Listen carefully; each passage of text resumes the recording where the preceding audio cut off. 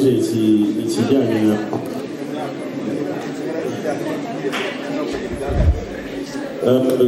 imbere twagiranye imikoranire I think ibikorwa byinshi gukora muri Amerika and I had to go and then niyo mpamvu twagize contract y'umwaka rero last time dukorana umva yararangiye yabaye renewable because I had to nagomba kugenda ikindi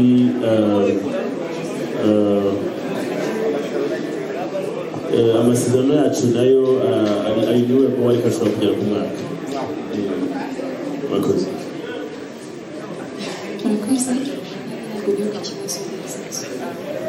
nakumanishije kurasaba gukora iki kugira ngo ugeze tekino kamone satisfizi kuba ukunda n'abanyarwanda cyangwa se abakiriya yawe wowe contract yawe igihe cyawe kingana gute icyambere ino tekino nshyashya kamone series zanye nk'uko bidusobanuriye ni nziza cyane ifite ibintu byinshi bitandukanye n'iza mbere muraza kugenda mubibona tuzajya tunabibasobanuriraho ikindi nabivugaho ni uko nanjye already namaze kuyikoresha nabonye ibyiza byayo it's a very nice phone nyuma y'ibyo ngibyo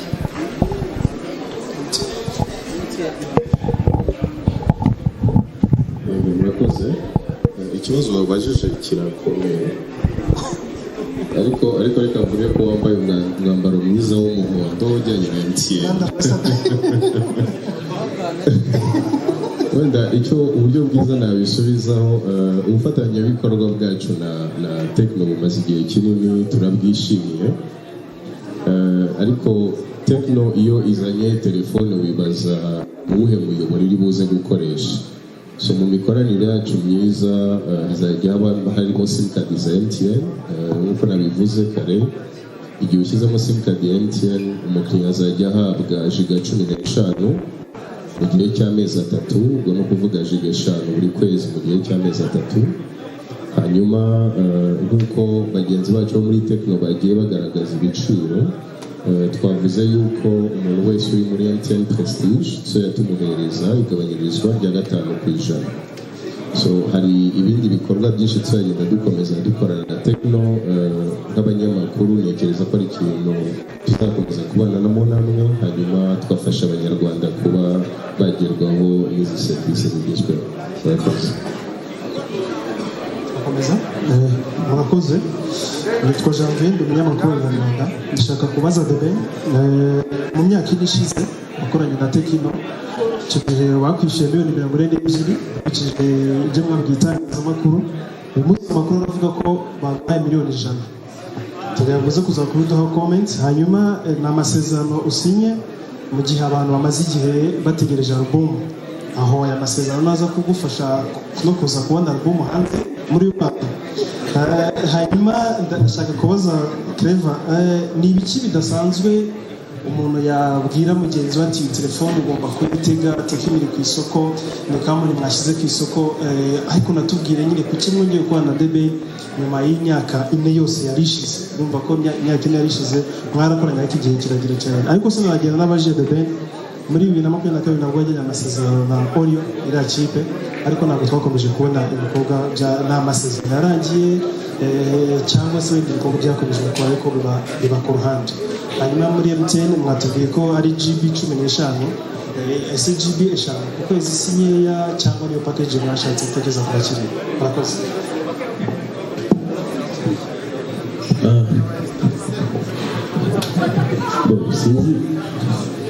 sinzi ahantu mukura amakuru kuko ariko reka ngerageze nsubize ibyo numva ko nasubiza ku ikipe ya Orion ni ikipe gihari hari ibyo dushaka gushyira ku murongo kugira ngo izaze kuri standard nziza mbese kompetinga n'izindi kipe zikomeye bitari kera rwose tuzifuza ko mubane natwe kugira ngo tubahe amakuru ya Orion ikindi sindi bivuge kuri contract ifitanye na Tecno nk'uko nababwiye gukorana na Tecno kuri njye bisa nko kwikorera nta nubwo bifite aho bishingiye cyane ku bijyanye n'amafaranga menshi. In fact nimba twemera ko Tekino iha abanyarwanda service bakwiriye kandi badeservinga zikabagirira akamaro ku mafaranga make kandi zifite quality, there's nothing better than that. So I'm very happy to be part of that, birashimisha. Ikindi kuri album yanjye ntabwo itegereje kubona amafaranga, so album yanjye izasohokera igihe izasohokera uyu mwaka for sure. Ariko tuzagenda tuba singles kugira ngo abantu benjoy the singles kuyikunda. Ni muri uyu mwaka ndashaka kuba truthful, ntabwo nshaka kubwira abantu ibintu bishobora kuba byahinduka, ariko ni muri uyu mwaka for sure.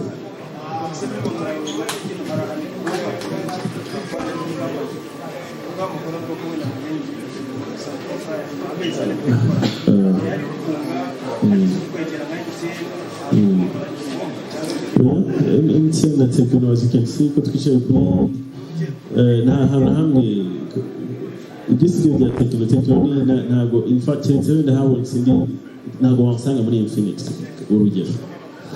Ndi muri Tekino niyo ndimo kandi nayibayemo before, so nta hantu hamwe ngombwa.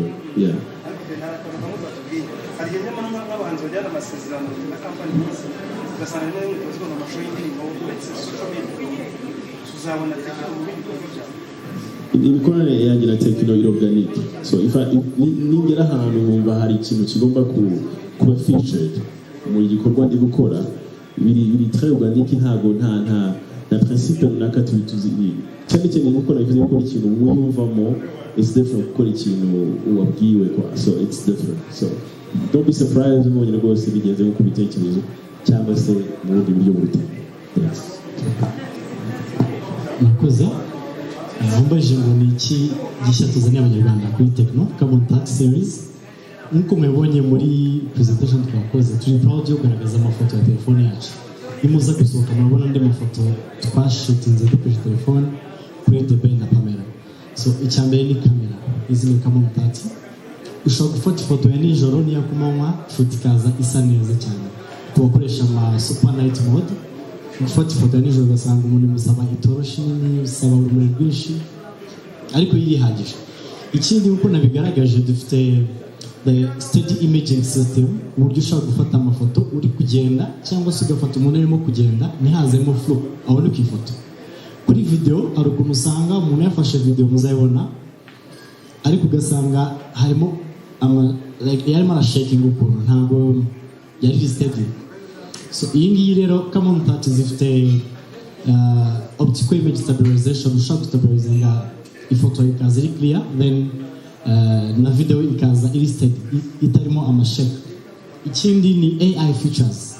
So ino telefone ama features agize muri operating system ya telefone amenshi akoresha artificial intelligence.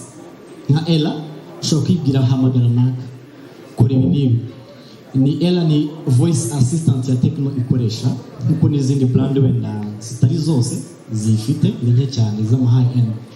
Ushobora kuba ufite work nkavuga ngo Ella wambwiye muri make intambara ya mbere y'isi, then ikagukorera agasamara muri telefone yawe.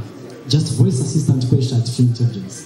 Mwabonye ko ifite infrared remote control, ushobora gukoresha control DVD players zikoresha ama remote TV, curtain n'izindi devices. Murabibona ku social media Tekino tuposting. So nama features twazanya at intelligence abakiriya bacu bazenjoying.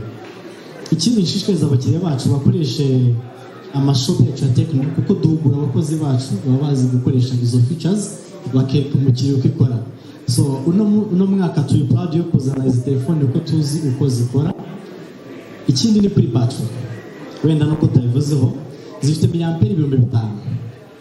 Ni battery ushobora kumara umunsi n'amasaha 20 ni umunsi na kimwe cya kane cy'umunsi ukora amasaha 30 uyikoresha ariko utarashira umuriro. Reputation yacu kuri battery turayizi, ariko hari abantu bakunda gucaginga phone ugasanga itinze kuzura. Dufite bita fast charge ikoresha 70 watt, yinjiza watt byibuze 70. Come On Touch Pro 5G, Come On Touch yinjiza watt 45 mu gihe cy'iminota 48 telefone imaze kuzura. Hari ikintu bita bypass charging. benshi bakunda umuriro ukamushiraho cyangwa kwa mukeya arimo gukina game, arimo kureba video, ariko biriya bintu si byiza kuko byangiza processor ya telefone. PlayStation. So rero hari ukuntu umuntu ushobora kwinjira uvuye kuri charging port hariya wacagingiye ntujye muri battery ya telefone kuko byangiza battery, ugakomeza direct kuri processor, nibyo twita bypassing.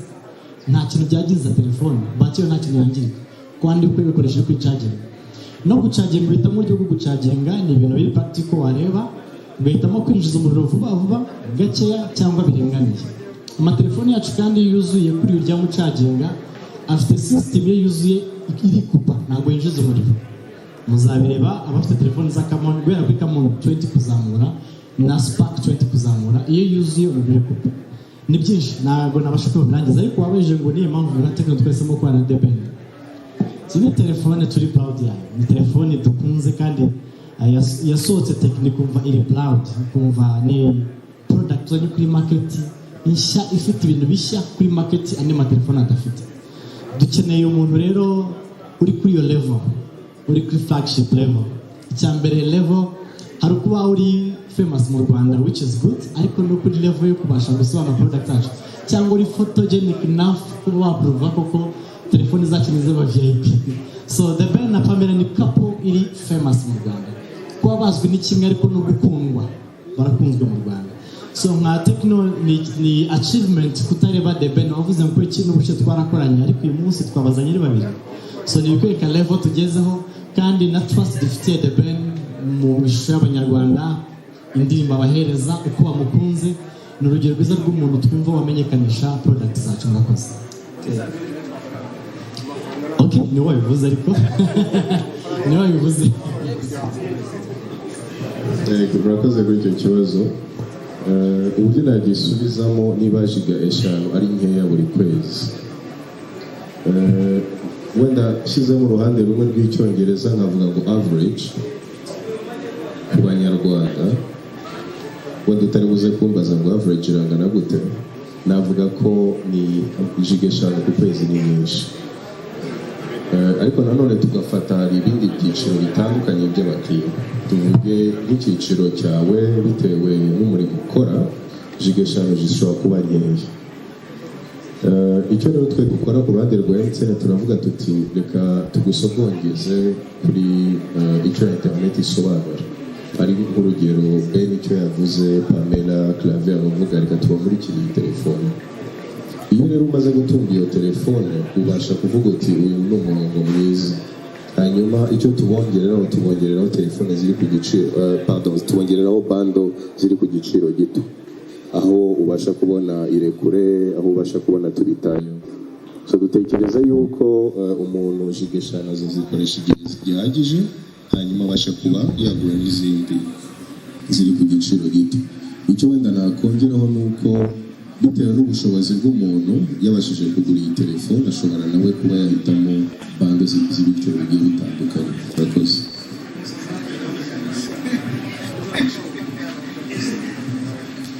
Yego, ku bijyanye na eSIM wenda Claver ya Ngosora ni ikintu kikirimo gikorwaho ku bijyanye na eSIM kuyagiwe iri muri Camon 30, ariko ikintu cy'ingenzi cyane navuga Claver yavuzeho ni 5G.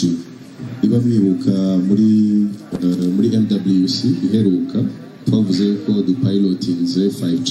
Hari ahantu hamwe mu bice by'igihugu igihe nikigera izagerwaho. Ikintu twishimiyeho cyane nka Tecno nuko mu gihe iyo serivisi zaba yageze ahantu henshi hatandukanye, uzasanga Tecno iri imwe muri telefone nkeya ushobora gusanga muri iyo serivisi. Murakoze. Namufasha urubaje kuri eSIM. Impamvu Tecno twaje kuri no market, ikintu cya mbere twazanye nitwe twaronjinze smartphone, wenda ni not abanyamakuru, nitwe twazanye smartphone zikoresha byose muri market ya Africa, SIM card ebyiri.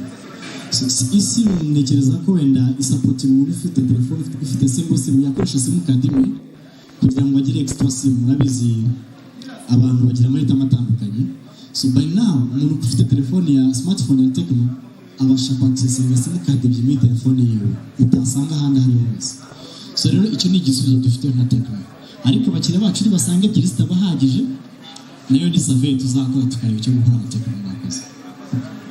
Akoze nitwa Freddy Musoni.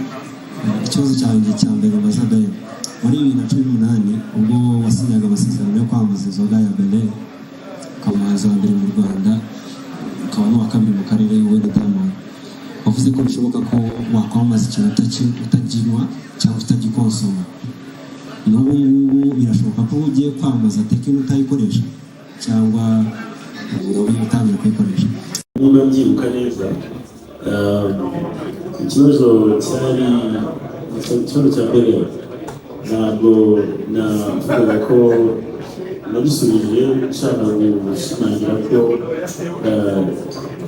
nakubwira abajeze mbere ko tuzi ko nta nzoga uretse hamwe no nubwo wenda nta nzoga avuga muri rusange ariko aferi champagne is the jam.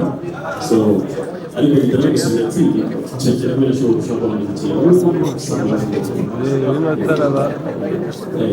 arambabaje igihe bahereye mani banze gucana kuko nakubwiye ko amategeko igihe bahereye mani banga gucana biroroshye cyane kubwira ko na before signing the bill contract nibwo ko twaheranye muri 2020. So I still on the phone, kind of keep up with the churches.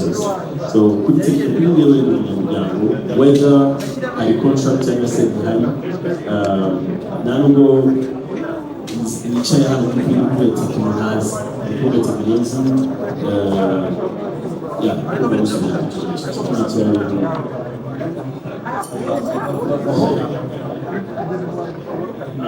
I've said it before,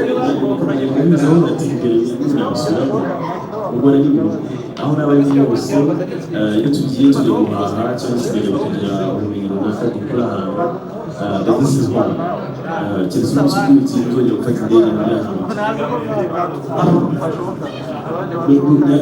ntuye mu Rwanda mfite niba nabyita umutungo so ntuye mu Rwanda muri Amerika n'ahatuye kandi yari akazi kaba akazi n'akazi kayito so ubu gusura nakora ko mu Rwanda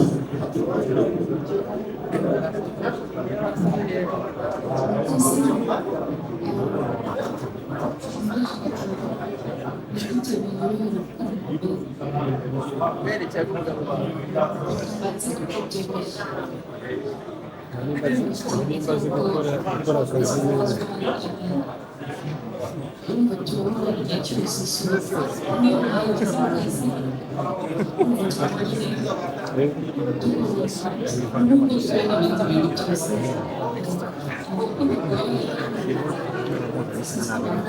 yerekeza n'ibitsina namukubita umutwe w'ikiriya wampaye igihumbi ze si ugubita anyera igihumbi ze ugubita n'umutwe